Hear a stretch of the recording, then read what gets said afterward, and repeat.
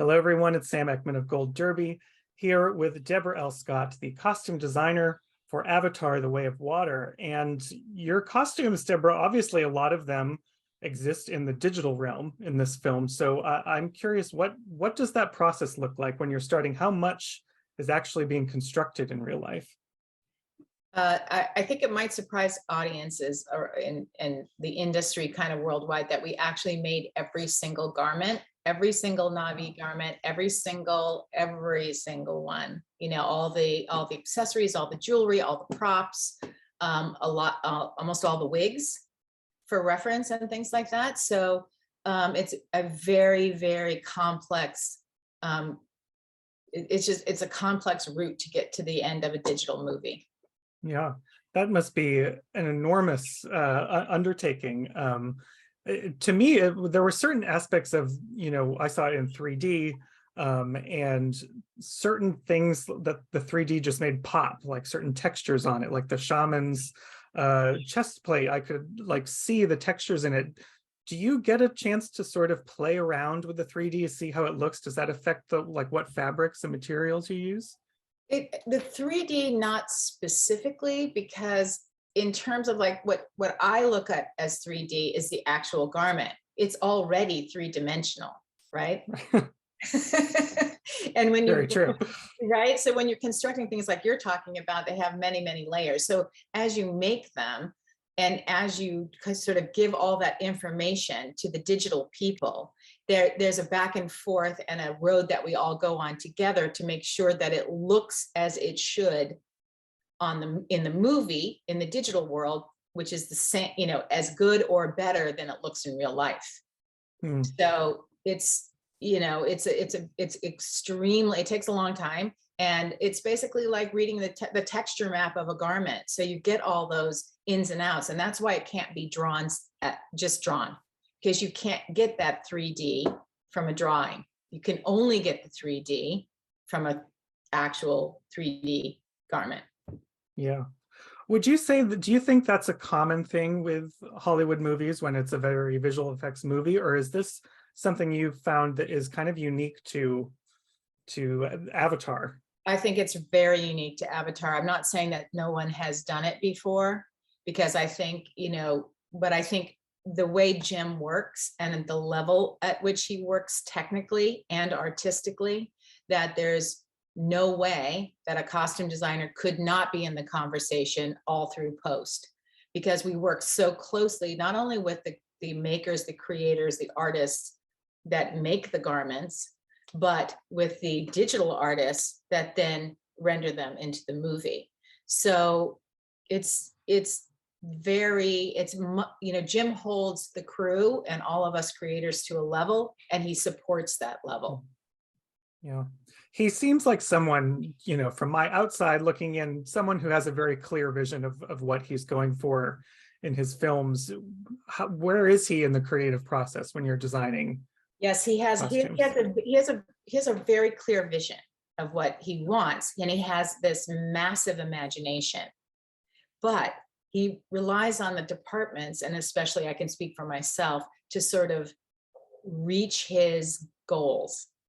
I'm creating things that will exemplify what he wants to say in his story. And a lot of that comes back to the narrative, right? So you have, we world build, we clan build, we family build, and we character build. And sometimes it's the character jumps up before the family, or, so they revolve in space with each other.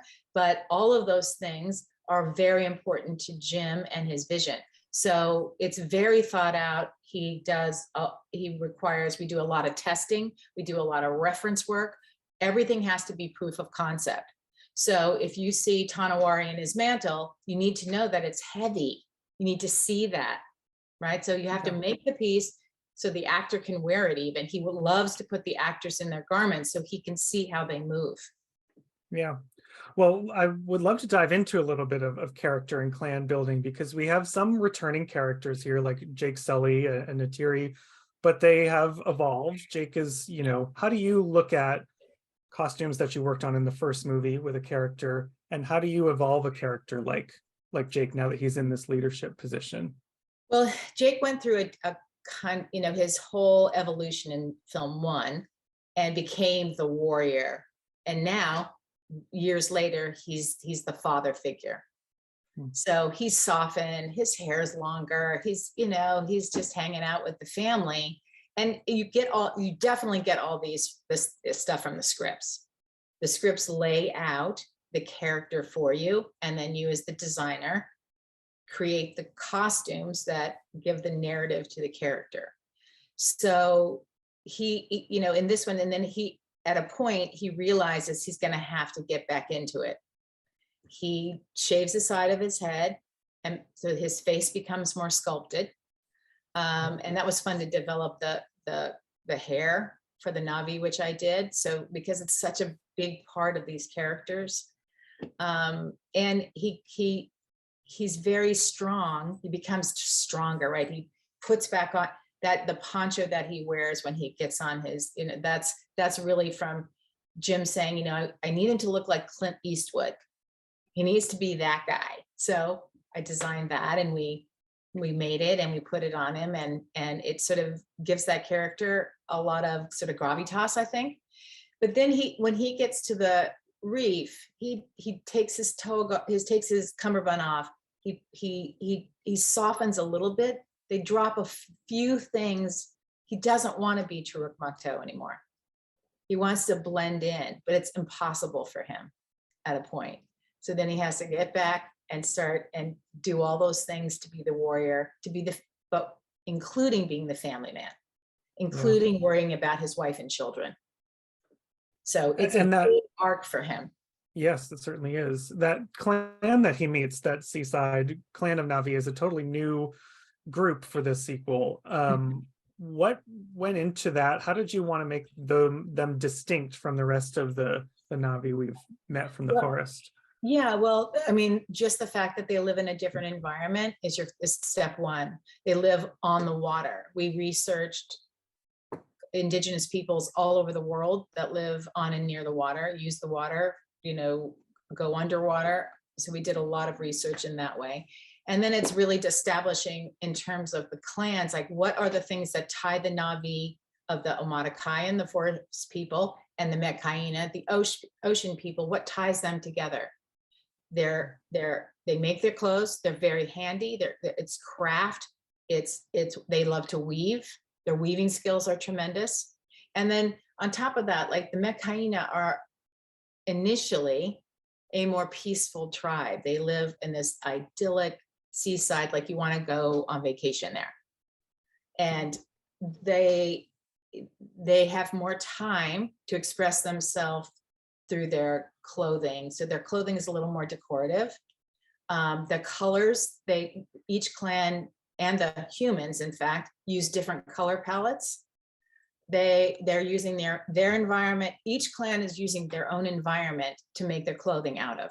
So anything that you could find in Pandora, in the ocean, or on the shore, or even and referencing real life. Yeah. So you got flax, you got shells, you've got different kinds of fish. They're not afraid to use anything in their world to decorate themselves. Well, that sounds like you would need a lot of collaboration with other design departments, with production designers, for instance, to know what the world is. Are you all sitting down from the beginning? Yeah, we sat down. World building? Yeah, absolutely. I mean, world building can't be done without the whole crew, right? So you got Jim as the leader saying, here's what my vision is. Here's what my imagination is gonna open up for you guys. And then everyone's working so hard in their own departments. We come back together every now and again to say, like, okay, are we on the same page? And I think my team actually helped with a lot of the production design with Dylan, because we developed the weaving style first, and then he was allowed to, oh gosh, great, let's use that, let's incorporate that. So when you see the walkways and the things like that, it's, we're all tying into the same resources and the same research. Yeah. And there's really kind of an astounding amount of underwater scenes How did that affect, what you were creating these costumes out of? Well, we had to have, for Jim, we had to really prove the concept that the costume could work underwater. It could perform in the way that he wanted it to. So in that way, the building of the costumes, each and every one of them, becomes really, really important. It's like, not only does the actor need to know how to use a loincloth or a toa guard or a huge necklace, but it also needs to be shown, the information needs to be passed along to the animators and the simulators of how that garment is going to behave underwater. So we did a tremendous amount of testing. We did hair tests, because I did all the hair too. We did, it's like, how is it going to be, what's the interface above the water and below? Like, do you go dry to wet, wet to dry? What happens when, what are the drips like that are coming off of the top or the skirt? So all these things, all this proof of concept is so important to Jim and the process. And I think that's a whole new, just a whole new area for costume design, especially for me, but I think in general. So I think those things, you can't just like draw it and make it pretty and say, oh, make it work, guys. You have to, you're sort of tasked with giving them as much information as you possibly could. So we did a lot of that. It was really amazing. And it also would feed back to inform some of the designs. And I would say, you know what, we better not use that for this, because this has to behave this way underwater. And, if you're talking about the fringe coming off the back of a costume, we have to make sure that the materials we use don't make it tangle up or droop too much or float up in your face, or, so there's all that. And that's all real. That's all real research. That's not the computer. We give that information as the costume department to the computers. Wow. You mentioned, that this way of working is kind of unique to Avatar. Was there anything that you took from your experience with the first movie to sort of try to make this a more seamless experience this time? Well, I think we had a good footing on the first movie. And I think by the end of the first movie, Jim realized that we had to make all these costumes. So that was daunting, because the sequel is much bigger and there was much more to make. But also the technology has evolved. So everything is going to be clearer, sharper. So the samples become even more important for them. So everything is just heightened. It's like a sequel, which is 2, like times 2, everything. So, and since I was really involved in the post and the production, the pre-production, the production, and the post-production, the learning curve for me of how to work in a computer world was enormous. It was light years from the first one for me. Wow. On the first one, they would usually call me when they had an issue, like, how do we get that top to stay on? But on this one, we knew what the problems might be before, so we could put together on it.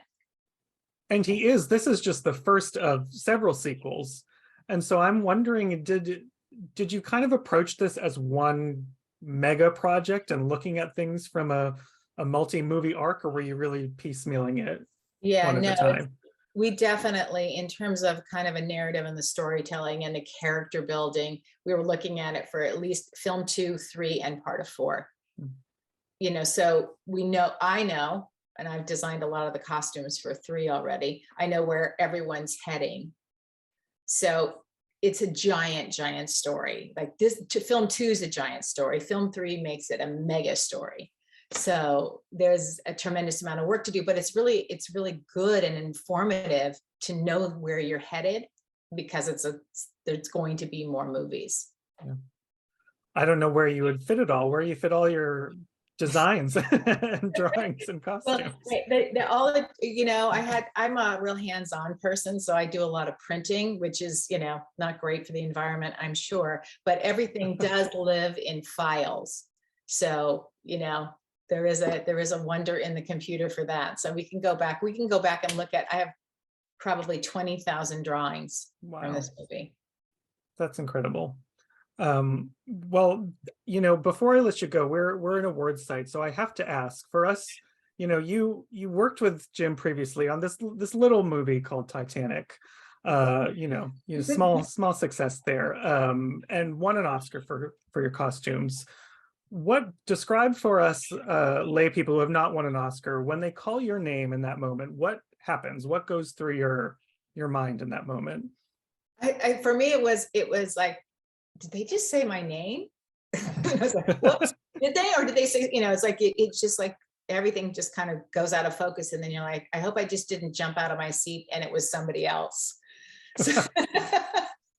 So, the anticipation is enormous. And that movie was, it was such a big effort on everyone's part, and it was great. It was great for me. I mean, I hope that this one does as well with the audiences. And I think it's really important to me that people understand the work we did on this, that it's, as hands-on as what we did on Titanic.